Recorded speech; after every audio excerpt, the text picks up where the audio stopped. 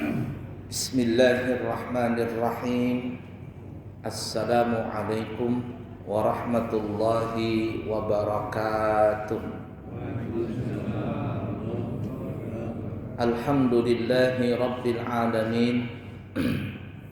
Allahumma fasalli wa sallim ala sayyidina wa nabiyyina wa maulana Muhammadin sayyidil anbiya'i wal mursalin wa ala alihi wa ashabihi wa azwajihi wa dzurriyyatihi wa man tabi'ahum bi ihsanin ila yaumiddin, amma ba'du.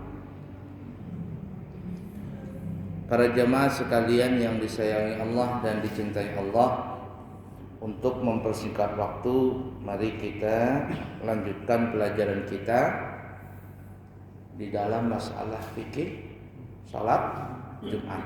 Nah, masih Jumat ya. Baik, silakan lanjut, apa masalahnya? Hukum-hukum permasalahan apabila di dalam satu kampung dilaksanakan lebih dari satu jamaah salat Jumat yang semuanya itu tidak ada hajat. Baik. Pada pertemuan yang lalu kita membahas bahwa tidak boleh melaksanakan sholat Jumat, tidak boleh melaksanakan sholat Jumat dalam satu kampung yang mana pelaksanaan itu ada dua jamaah sholat Jumat atau lebih daripada itu, jikalau tidak ada hajat, tidak ada udzur. Nah, kalau ada hajat atau ada udzur itu enggak apa-apa. Sudah kita sebutkan kemarin hajatnya atau udzurnya. Ada berapa kemarin? 3 ya. Nah, yang pertama, kalau ada dalam satu kampung dilaksanakan 2 Jumat atau lebih, tapi ada udzur. Seperti apa kemarin? Masjidnya tidak, ya kecil, tidak bisa lagi dibesarin, kemudian faktor masjid, pokoknya faktor masjid yang kecil, jamaahnya membludak, maka di kampung itu boleh membuat masjid yang baru dan boleh melaksanakan 2 Jumat di masjid, di kampung itu. Ya, gitu ya kemarin ya. Kemudian yang kedua juga termasuk apabila ada takut timbul fitnah. Umpama ada 2 pemahaman yang berbeda, kan ya, nanti gara-gara seperti itu nanti timbul fitnah, ribut dan sebagainya. Atau umpama ada keributan kampung atau keributan di masyarakat, kalau seandainya dilaksanakan satu Jumat takut nanti ada bentrok dan sebagainya ya, maka dibangunlah pelaksanaan sholat Jumat di tempat kedua. Maka kedua tempat ini boleh dan sah sholat Jumatnya. Kemudian ada lagi kemarin, kampungnya luas, kampungnya terlalu luas. Ya, contohnya seperti di Amburawang, di tempat kami itu, satu kelurahan itu mungkin hampir sama dengan sama dengan satu kecamatan. Ya, di Amburawang itu satu kelurahan itu bisa dikatakan sama dengan satu kecamatan. Bahkan kemarin yang belum dipecah itu satu kecamatan, satu kecamatan Semboja itu mungkin luasnya sama dengan 4 kecamatan di Balikpapan, saking besarnya itu daerahnya. Nah, kalau seandainya kampungnya terlalu besar, jamaahnya jauh-jauhan maka boleh saja membuat masjid di 2 tempat dalam satu kampung tadi. Nah, ini salat Jumatnya keduanya sah tanpa ada keraguan lagi, sah semuanya. Nah, sekarang umpama apabila ada dalam satu kampung membuat 2 jamaah salat Jumat, tapi tanpa ada udzur, ya, tidak ada masalah, masjidnya besar yang pertama, kemudian bisa menampung jamaah banyak, tidak ada pertikaian, aman saja, kampungnya juga kecil, jamaahnya nggak terlalu banyak, tapi karena mungkin komunitas banyak di situ, lalu membuat masjid baru dan dilaksanakanlah dalam satu kampung itu 2 pelaksanaan sholat Jumat tanpa ada udzur, tanpa ada hajat. Nah, pertanyaannya bagaimana hukumnya orang yang melaksanakan sholat Jumat di 2 tempat dalam satu kampung yang tidak ada udzur atau tidak ada hajat? Kita lihat, silakan hukumnya. Hukum yang pertama, apabila bersamaan dimulainya sholat Jumat, yaitu dari dimulainya takbiratul ihram, maka sholat Jumat mereka semuanya tidak sah dan wajib bagi mereka semua untuk berkumpul kembali lalu melaksanakan sholat Jumat kembali. Kalau seandainya pelaksanaan sholat Jumat itu bersamaan dalam pelaksanaannya, umpama ini masjid kita ini dekat ya, masjid kita ini umpama jarak umpama 50 meter kan cuma sedikit ya, halat 5 rumah gitu. Ada masjid di sana. Di sini bikin salat Jumat, di sana bikin salat Jumat. Tanpa ada hajat. Kemudian pelaksanaan salat Jumat itu sama awalannya. Apa yang terjadi? Maka 2 jamaah salat Jumat ini kedua-duanya Jumatnya tidak sah. Kalau tidak sah apakah pada salat zuhur? Enggak boleh. Mereka wajib berkumpul bersama dan melaksanakan salat Jumat bersama-sama. Itu dulu. Baik, yang kedua? Hukum yang kedua, apabila salah satu jamaah salat Jumat itu lebih dulu menyelesaikan salatnya, maka yang lebih dulu selesai itulah yang sah salat Jumatnya. Sedangkan yang terakhir itu tidak sah, maka mereka itu melaksanakan sholat zuhur. Kalau seandainya masjidnya dekatan, lalu diadakan 2 sholat Jumat, ternyata masjid pertama itu lebih duluan selesai. Assalamualaikum warahmatullahi, assalamualaikum warahmatullahi, duluan selesainya.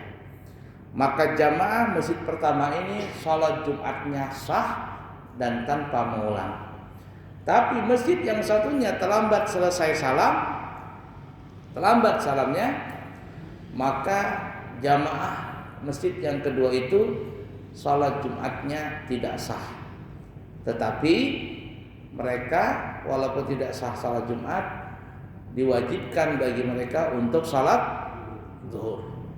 Yang pertama sah, yang kedua tidak sah, karena yang kedua terlambat. Berarti sholat zuhur mereka. Kalau tidak mau sholat zuhur, ya berarti berdosa, karena Jumatnya tidak sah.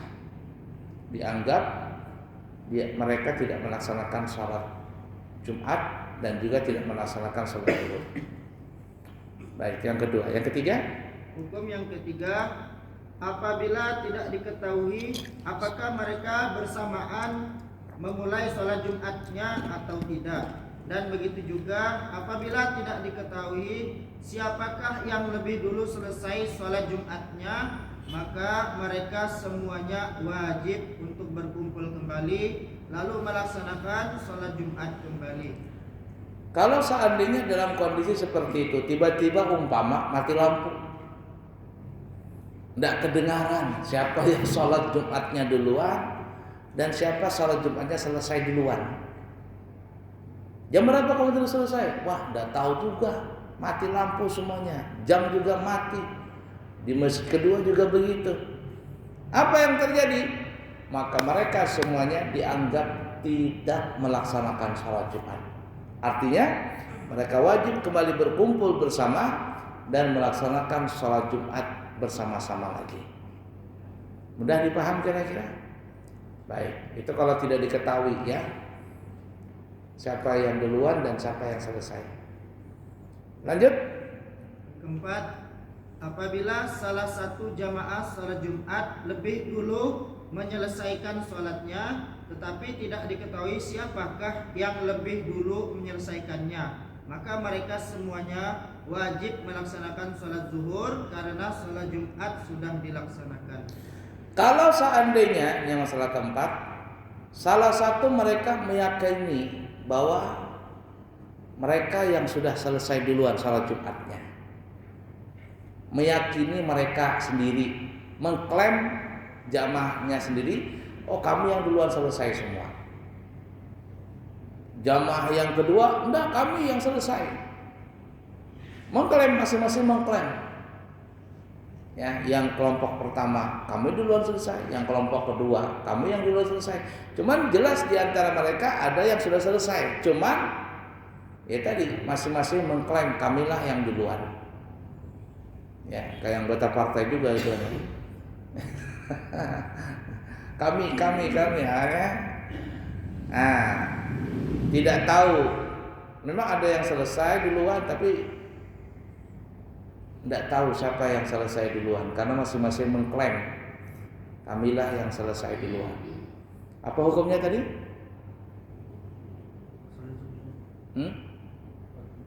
Maka mereka semuanya melaksanakan sholat zuhur. Ya sudah. Kenapa melaksanakan sholat zuhur tidak perlu sholat Jumat? Karena diyakini salah satu mereka sudah selesai duluan. Cuman nggak tahu siapa yang duluan selesai. Cuman masing-masing mengklaim saja. Nah, kasus seperti ini ya sudah. Mereka tidak perlu sholat Jumat, tetapi sholat zuhur saja. Nah, kalau yang nomor 3 tadi itu tidak ada yang mengakuin siapa yang duluan, siapa yang selesai duluan, siapa yang terlambat. Tidak ada yang mengakuin. Kenapa? Karena memang tidak tahu, buta sama sekali siapa yang duluan, siapa yang terakhir. Nah, kasus yang keempat ini mereka mengetahui ada salah satu mereka yang selesai duluan. Salah satu dari jamaah mereka itu ada yang selesai duluan, tapi sama-sama meyakini, sama-sama mengklaim jamaah mereka lah yang duluan selesai Jumat. Makanya kasus yang keempat ini tidak perlu salat Jumat, tetapi salat zuhur saja. Kenapa? Karena sudah yakin salat Jumatnya. Mudah dipaham? Habis? Satu lagi. Terus? Apabila telah diketahui bahwa salah satu jamaah salat Jumat lebih dulu menyelesaikan sholatnya, tetapi lupa siapakah yang lebih duluan, maka mereka semuanya wajib melaksanakan sholat zuhur karena sholat Jumat sudah dilaksanakan. Nah, begitu juga kasus yang kelima ini. Tapi yang kelima ini kayaknya nggak mungkin lah. Ya, ada yang duluan selesai, tapi nggak tahu siapa yang selesai duluan.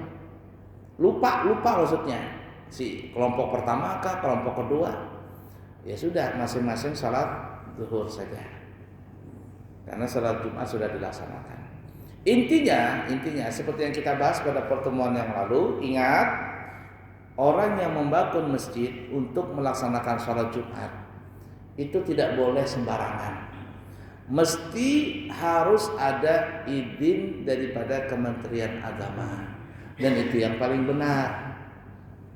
Cuman sayangnya di antara kita ini tidak ada minta izin, langsung klaim, langsung karena ada komunitas bikin masjid sendiri.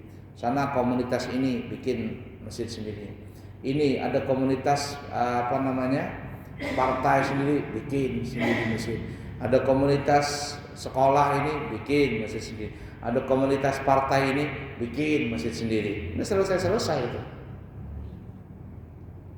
Nah, mudah dipahami kira-kira. Baik. Habis? Ada pertanyaan dulu sebelum lanjut? Ya. Hah? Apakah kita sholat di situ atau kita lagi menghindar aja dulu? Baiknya. Gimana tadi pertanyaannya? Kalau misalkan dua masjid itu dulu, misalkan kita ke tempat yang tidak, atau menghindar atau gimana baiknya? Ya tadi sebelum kita kalau memang tidak ada uzur atau tidak ada hajat membangun masjid itu berdekatan, tidak ada hajat sama sekali, sebaiknya kita menghindar dari tempat itu. Atau kalau kita memang sholat Jumat di situ juga, usahakan mana yang lebih cepat sholat Jumatnya selesai. Nah ya, seperti itu. Nah, sekarang pertanyaannya di Balikpapan ini, tempat kita ini kan banyak masjid berdekatan.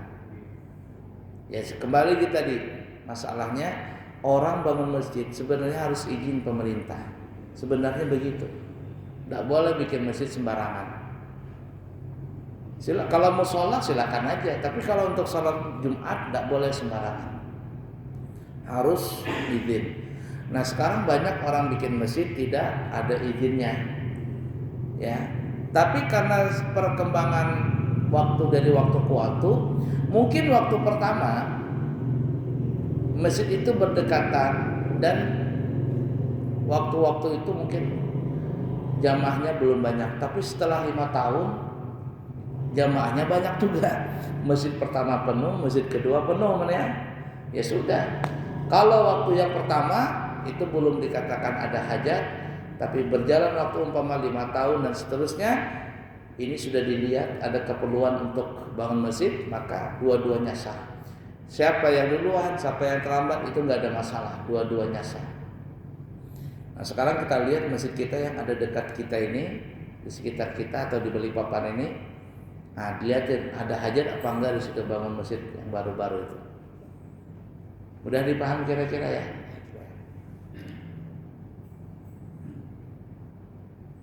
Baik.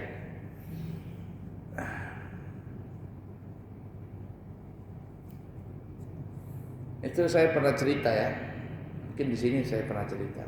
Saya sebutin aja lah daerahnya. Di Karanganyar itu ada masjid. Di belakang pom bensin, tapi naik ke atas. Masjid apa namanya itu? Masjid di bawahnya dekat pom bensin Karanganyar itu ada juga masjid. Sebenarnya kalau ngikutin jalan biasa itu agak mutar jauh, tapi kalau jalan pintas ini dekat karena yang satu di gunung, yang satu di bawah, ya kan ya? Yang satu di gunung masjidnya, yang satu di bawah. Pernah saya jadi khatib di situ, tapi sekarang nggak lagi. Itu corong apa ya? Bahasa Banjarnya corong itu. Ini apa? Toa. Itu apa? Bahan tupan. Jadi yang dari atas, masih di atas turun ke bawah, toanya, yang di bawah toanya naik ke atas. Waduh, kacau banget waktu itu. Saya jadi khatib ini nggak tenang, nggak tenang sama sekali. Melihat kasus seperti itu, tak cepatin semuanya. Khatibnya tak cepatin, salatnya tak cepatin, cepat sama sekali. Intinya perhitungan itu cepat selesai.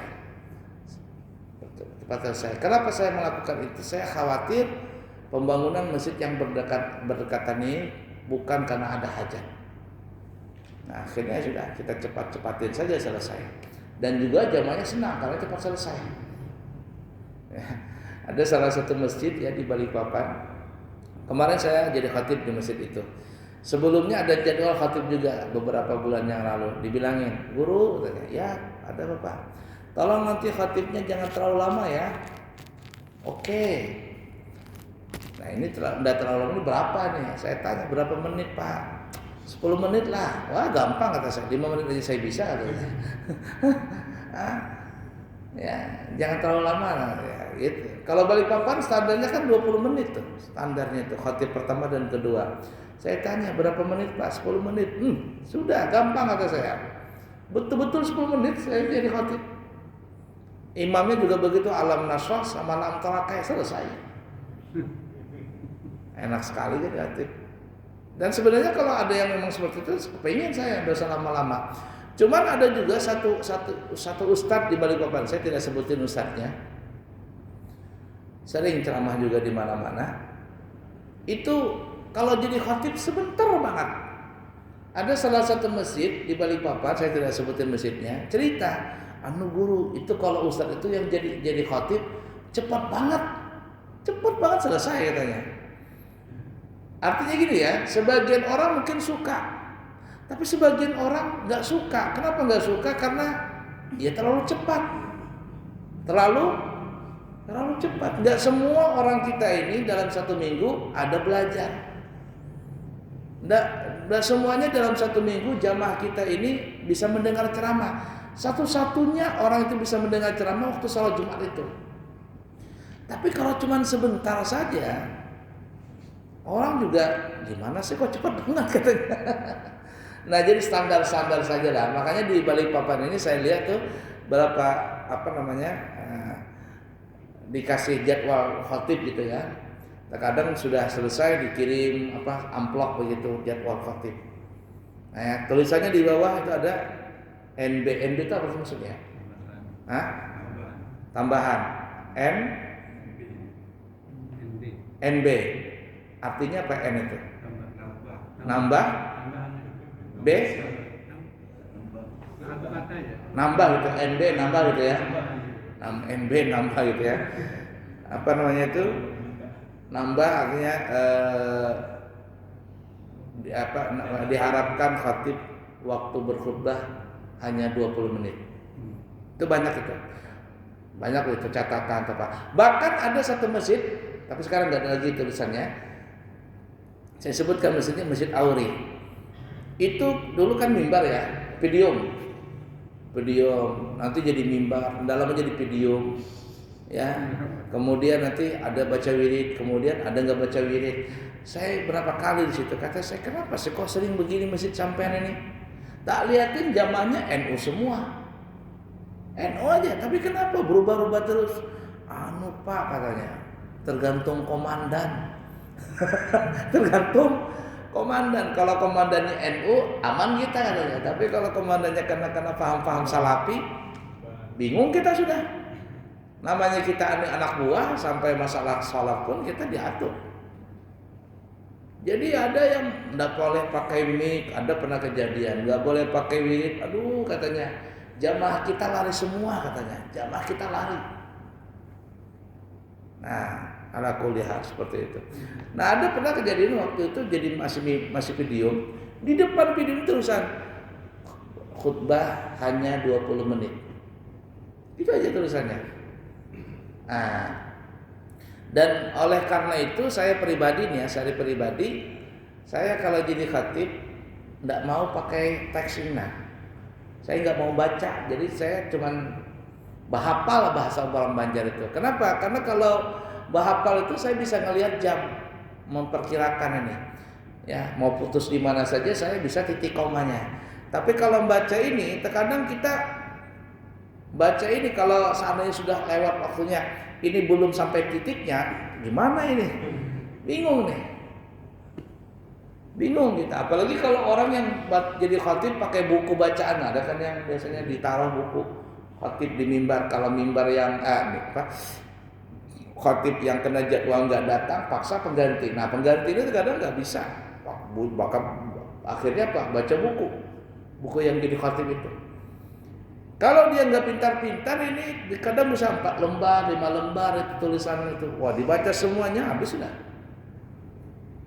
Nah itu ya. Tapi ala kulihal di Balikpapan standarnya itu 20 menit. Standarnya 20 menit. Kalau kurang dari 20 menit, sebagian mungkin ada yang suka, sebagian ada yang tidak suka. Terlalu lama juga gak enak. Dan saya perkirakan juga di Madinah, di Mekah itu khotibnya ini dia pintar juga. Arti pintar itu gini ya, ngelihat sikon. Kalau panas banget itu cepat dia ya. Yang kemarin kita berangkat ya, bulan apa kemarin? Musim panas ya. Musim panas waktu itu saya pas sholat itu di atas Masjid Nabawi, di atasnya paling atas. Itu khotibnya cepat sekali. Kemudian imamnya cepat juga, surah pendek semuanya. Habis itu pulang kan sudah. Nah, nanti saya berangkat nanti tanggal 27 Desember insyaallah bawa rombongan. 1 bulan lagi, Januari berangkat lagi. Itu musim dingin ini, musim dingin. Makanya saya bilang jangan hati-hati musim dingin ini luar biasa dinginnya. Nah, ya, Desember dan Januari itu puncak-puncaknya dingin itu. Puncak-puncaknya dingin. Nah itu khatib di sana. Tapi kalau biasanya itu standarnya 20 menitan juga saya lihat. Ya 20 menitan juga si khatib berkhutbah. Baiklah ya. Lanjut. perhatian. Hmm. Disebutkan di dalam kitab Busrul Karim bahwa dianjurkan bagi orang yang sudah sholat Jumat untuk sholat zuhur kembali. Apabila dia berada di dalam satu kampung yang di kampung itu dilaksanakan beberapa jamaah sholat Jumat, walaupun dilaksanakannya beberapa jamaah sholat Jumat itu karena ada hajat, agar supaya dia keluar dari perbedaan pendapat. Disebabkan ada pendapat yang melarang melaksanakan beberapa jamaah sholat Jumat di dalam satu kampung walaupun ada hajat. Berkata Imam As-Subki bahwa ini adalah yang lebih sahih di dalam mazhab dari segi dalil dan dari sebab musababnya, dan para ulama banyak yang sependapat dengan ini. Wallahu a'lam. Itu jawabannya tadi. Ya, jawabannya tadi. Jadi kalau seandainya memang ada kita sholat di satu tempat yang masjidnya berdekatan, silakan saja sholat Jumat. Nanti setelah sholat Jumat, supaya kita menghilangkan keraguan, sholatlah zuhur lagi. Tapi nggak usah rame-rame, jangan umum-umum. Ayo kita sholat zuhur lagi, ribut nanti. Kita saja sholat zuhur kembali. Ada sebagian itu, bukan sebagian ya, ada guru-guru yang melakukan itu. Ya, baik ada sebab ataupun tidak ada sebab. Mereka bisa sholat Jumat, sholat zuhur lagi, sholat Jumat, sholat zuhur lagi. Kenapa? Khawatir kalau Jumatnya nggak sah. Di Banjar itu banyak lagi ya. Saya pernah mendengar itu guru-guru itu sering melakukan sholat zuhur lagi, tapi mereka pribadi aja, nggak bebawaan kata orang Banjar. Sering itu guru-guru itu. Kenapa? Aku khawatir jangan-jangan tidak sah Jumatnya. Bukan berarti mengatakan tidak sah, khawatir siapa tahu ada penyebab yang menyebabkan tidak sah. Nah, jadi akhirnya mereka sholat zuhur kembali, tapi secara sendiri-sendiri atau diam-diam tanpa mengajak orang lain. Nah, itu ya. Kalau di pesantren saya itu habis sholat Jumat saya suruh anak-anak sholat zuhur lagi. Kenapa? Karena bukan masalah faktor masjidnya, bukan karena faktor dasarnya, cuman masalahnya saya tidak izinkan anak-anak keluar dari pesantren untuk sholat Jumat karena jauh, ada 1 kilo jalan kaki. Satu, yang kedua, kalau keluar saya tidak bisa menjaga keamanan santri-santri saya. Namanya anak-anak santri ini kan lepas dari kandang apa sudah ada karuan sudah nanti. Ya, nah khawatir ada macam-macam kejadian dan sebagainya. Akhirnya saya sudah sholat Jumat di pondok saja. Nah, kenapa saya suruh kembali ke sholat zuhur? Karena sholat yang jadi jamaah ini banyak kecil-kecil lagi, belum balik kan, masih banyak belum balik. Jadi kata saya, dah sholat zuhur lagi sampai nanti abuya memutuskan tidak usah sholat zuhur lagi, cukup sholat Jumat. Tapi untuk sekarang tetap sholat Jumat dan juga sholat zuhur lagi. Baik, ada pertanyaan? Habis ya? Nah, ada lagi masalah? Selesai? Hah? Abila? Rukun khutbah. Berapa menit lagi? 7 menit. Ada pertanyaan daripada dilanjutkan kelamaan? Pertanyaan? Cukup jelas ya? Ya. Ada dalilnya. Ya, kalau kita mazhab Syafi'i mengatakan ada dalilnya. Begini ya rumusnya gini.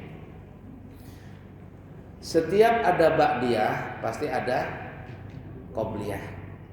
Tapi setiap ada qobliyah belum tentu ada ba'diyah. Ya, itu ingatin ya. Itu rumusnya itu. Kalau ada ba'diyah pasti ada qobliyah. Kalau ada qobliyah belum tentu ada ba'diyah. Asar ada qobliyah tapi enggak ada ba'diyah. Subuh ada qobliyah tapi tidak ada ba'diyah. Nah, kalau tidak ada ba'diyahnya, maka salat asar itu qobliyah asar bukan dinamakan salat qobliyah asar, tapi salat sunnah asar saja. Begitu juga salat sunnah fajar subuh. Itu tidak ada ba'diyahnya. Karena tidak ada ba'diyahnya, maka bukan dinamakan salat qobliyah subuh, tapi namanya salat sunnah fajar saja. Nah, Jumat ini kan di waktu zuhur, makanya ada qobliyah ada ba'diyah. Itu pendapat kita mazhab Syafi'i dan guru-guru yang dan ulama-ulama yang sepaham dengan itu semuanya. Tapi kalau bubuhan salafi, nggak mau dia, nggak ada dalilnya. Kita ada dalilnya ya, ada dalilnya. Begitu juga ba'diyah. Ya intinya yang tidak mau qobliyah, monggo. Yang mau qobliyah, alhamdulillah. Ya, nggak usah terlalu diributkan masalah seperti itu. Santai-santai saja, santai-santai saja. Baiklah ya. Kalau misalnya kami sudah berdiri, kita melakukan kami pada sudah lama di dalam hukumnya haram atau Kalau kita baru datang ya, khatib sedang berkhutbah, kita datang di masjid, maka kita boleh melaksanakan sholat sunnah. Tapi nanti kita akan sampai pembahasannya. Tapi dengan catatan ada syarat dua. Pertama, yang dibolehkan hanya sholat tahiyatul masjid saja. Tidak boleh qobliyah. Satu. Yang kedua, melaksanakannya dengan secara cepat. Secepat mungkin menyelesaikannya. Tidak boleh umpama lama banget qobliyah salatnya atau salat qobliyah Jumat, tidak boleh. Yang ada boleh cuma tahiyatul masjid saja. Itu kalau kita datang masuk masjid di pertengahan khatib sedang berkhutbah. Nah ya, jadi seperti itu. Itu aja yang dibolehkan. Insya Allah nanti akan sampai, masalahnya akan sampai nanti. Nah, bagus dipertanyakan. Ini banyak orang datang sudah terlambat waktu sudah berkhutbah, datang dekat-dekat semua. Allahu Akbar. Aduh, sok-sokan itu ya. Nah, ya jangan ya. Nah, ala kulli hal seperti itu. Baik, cukup sekian dulu. Soalnya kita sambung nanti di kesempatan yang akan datang. Insya Allah kami akan membawa rombongan jamaah di tanggal 27 Desember. Saya sudah belikan tiket. Ya, nanti mungkin pulangnya tanggal 10, tanggal berapa nanti tidak tahu saya. Nah, kemudian insya Allah nanti Januari ada keberangkatan lagi di tanggal 22 Januari insya Allah 2024. Siapa tahu ada jamaah yang kepingin berangkat di bulan Januari 12 hari itu umrahnya senilai 32 juta. Kemudian siapa tahu ada yang kepingin berangkat haji furada. Ini sudah ada yang daftar 3 orang. Siapa tahu ada mau tambahan haji furada, kami buka dengan harga 195 juta. Ya, 195 juta, bintangnya bintang 5 hotelnya. Kemudian perjalanannya selama 30 hari. Siapa tahu ada yang kepingin berangkat haji furada, maka segera mendaftar. Siapa tahu cakul-cakul di belakang rumah gitu, tiba-tiba ting dapat emas 10 kilo. Jangan beli mobil Alphard, haji dulu. Ini mentang-mentang dapat ini langsung yang lain dibelikannya. Nah, jadi seperti itu ya. Cukup sekian, semoga ada manfaatnya. Oh ya, satu lagi, siapa tahu ada yang kepingin membadalkan umrah untuk keluarganya yang sudah meninggal.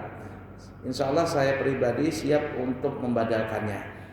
Ya, siapa tahu yang istrinya atau bapaknya atau mamanya atau suaminya meninggal dunia, belum pernah berumrah, kepingin dibadalkan, insya Allah saya pribadi yang akan membadalkannya langsung. Ini sudah ada 2 orang yang masuk.